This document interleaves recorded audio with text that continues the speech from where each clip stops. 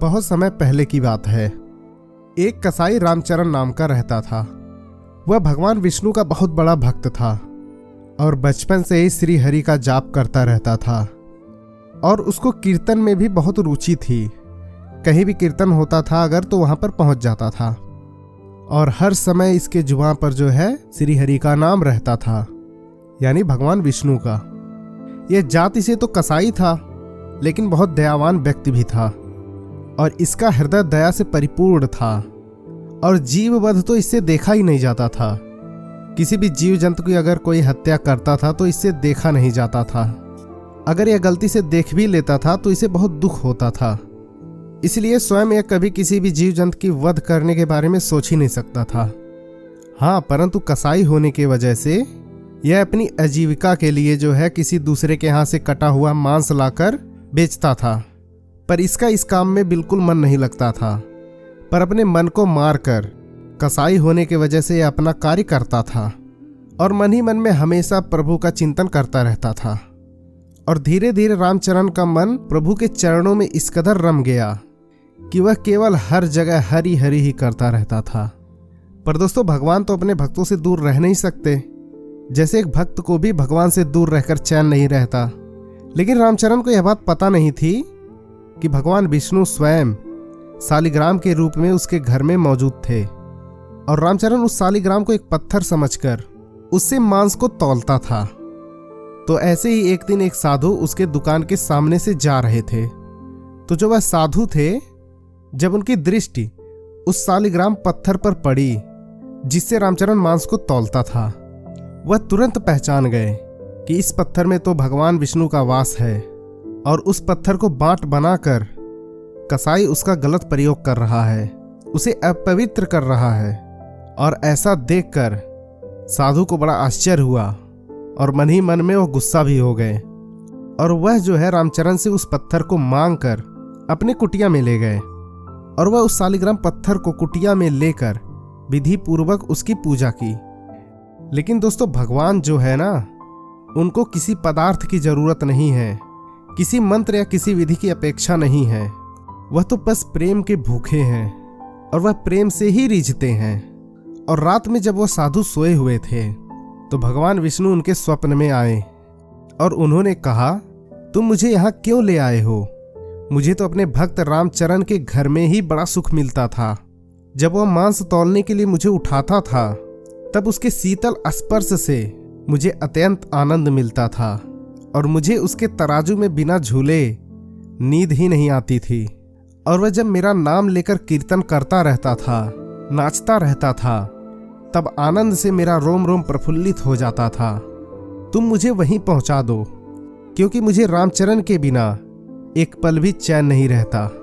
तब अचानक साधु महाराज जी की आंखें खुल जाती हैं और उन्होंने शालिग्राम पत्थर को जिस जगह से उठाया था उस जगह जाकर उसको रामचरण को वापस कर दिए और वह रामचरण को इस पत्थर की खासियत के बारे में बताएं। और जब रामचरण को यह पता चला कि शालिग्राम पत्थर में भगवान श्री विष्णु का वास है, तब उसे बड़ा पश्चाताप हुआ। वह मन ही मन में कहने लगा, देखो मैं कितना बड़ा पापी हूँ। मैंने भगवान को निरादर पूर्वक अपवित्र मांस के तराजू में बांट बना दिया। प्रभु आप मुझे क्षमा कर दें। और रामचरण कसाई उस शालिग्राम पत्थर को लेकर पुरुषोत्तम जी के क्षेत्र जगन्नाथपुरी को चल पड़े। मार्ग में संध्या का समय आ गया और रामचरण जी एक गांव में एक गृहस्थ के यहाँ ठहर गए। उस घर में एक स्त्री और एक पुरुष रहते थे। स्त्री का आचरण ठीक नहीं था और वह रामचरण के मुख को देखकर मोहित हो गई और वह आधी रात को आकर रामचरण के पास अनेक प्रकार की अशिष्ट चेष्टाएं करने लगी। पर रामचरण तो भगवान का परम भक्त ठहरा और उन पर उस स्त्री की चेष्टा काम नहीं की। और रामचरण उठकर हाथ जोड़कर बोला, तुम मेरी माता हो, अपने बच्चे की परीक्षा मत लो, माँ मुझे आप आशीर्वाद दो। दोस्तों, भगवान के जो सच्चे भक्त होते हैं वह पर स्त्री को माता के रूप में ही देखते हैं और उनको किसी भी स्त्री का मोहक रूप उनको भ्रम में नहीं डालता। वह हड्डी मांस चमड़ा मलमूत्र थूक पुतली को सुंदर मानने की मूर्खता कर ही नहीं सकते।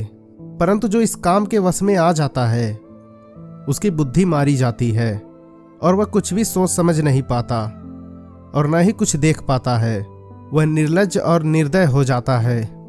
उस कामतुरा स्त्री ने समझा कि मेरे पति के भय से ही यह मेरी बात नहीं मानता, और वह तुरंत उठकर गई और तलवार लेकर सोते हुए अपने पति के सिर को काट दिया। और वह वापस रामचरण के पास आई और बोली, अब डरो मत, मैंने अपने खूसट पति का सिर काट डाला है, हमारे सुख का कष्टक दूर हो गया, अब तुम मुझे स्वीकार कर लो। और उधर रामचरण भय से कांप उठा। स्त्री ने अनुनय विनय करके जब देख लिया कि उसकी प्रार्थना स्वीकार नहीं हो सकती, तब वह द्वार पर आकर अपनी छाती पीट पीट कर रोने लगी। लोग उसको रोता हुआ देख एकत्रित हो गए। तब उस स्त्री ने कहा, इस यात्री ने मेरे पति को मार डाला है और यह मेरे साथ बलात्कार करना चाहता है। फिर लोगों ने रामचरण को खूब भला बुरा कहा और कुछ ने मारा भी, पर रामचरण ने कोई सफाई नहीं दी। यह मामला गांव की पंचायत तक गई और रामचरण ने अपने प्रभु की लीला देखते हुए अंत तक चुप ही रहा। अपराध सिद्ध हो गया और पंचायत की आज्ञा से उसके दोनों हाथ काट लिए गए। रामचरण के हाथ कट गए, खूनों की धारा बहने लगी, लेकिन वह भी इसे अपने प्रभु की कृपा ही मानी और उसको भगवान के प्रति तनिक भी गुस्सा नहीं आया। और भगवान के जो सच्चे भक्त होते हैं, इसी प्रकार निरपराध कष्ट पाने पर भी वह अपने स्वामी की ही दया मानते हैं। इसके बाद रामचरण मन ही मन में भगवान का चिंतन करते हुए जगन्नाथपुरी के लिए आगे चल पड़े। और उधर जगन्नाथपुरी में भगवान विष्णु ने पुजारी को स्वप्न में आदेश दिया कि मेरा एक भक्त रामचरण आपके पास आ रहा है, उसके हाथ कट गए हैं, पालकी लेकर जाओ और उसे आदर पूर्वक लेकर आओ। और पुजारी पालकी लेकर निकल पड़े और रास्ते में रामचरण को लेकर उस पालकी में बैठाकर वापस जगन्नाथपुरी ले आए। और जगन्नाथपुरी में पहुंचकर मनी मन चिंतन करते हुए उसने जैसे ही अपने भुजाएं ऊपर फैलाई, उनके दोनों हाथ वापस ठीक हो गए। और वह कहने लगा कि प्रभु आपकी कृपा से मेरे हाथ ठीक हो गए, पर मन ही मन में शंका बनी रही कि आखिर मेरे हाथ काटे क्यों गए, क्योंकि भगवान आपके राज्य में कोई भी निरपराधी दंड नहीं पाता है। यह कहकर वह विश्राम करने चला गया। और रात में भगवान विष्णु रामचरण के स्वप्न में आए और उन्होंने कहा, तुम पूर्व जन्म में काशी में सदाचारी विद्वान ब्राह्मण थे।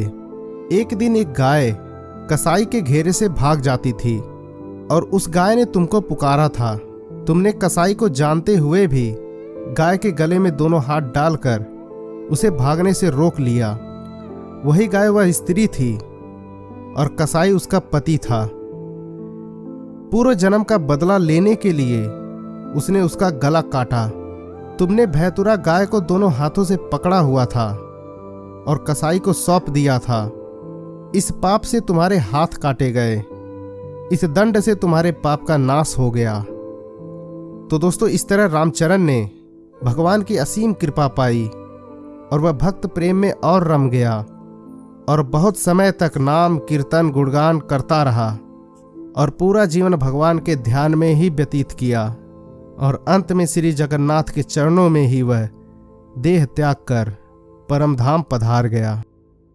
दोस्तों, हमारे द्वारा बताई गई यह कहानी आपको कैसी लगी, कमेंट करके जरूर बताएं। लाइक शेयर सब्सक्राइब करना ना भूलें और ऐसे ही शानदार कहानियों के लिए आप चैनल को सब्सक्राइब जरूर कर लें।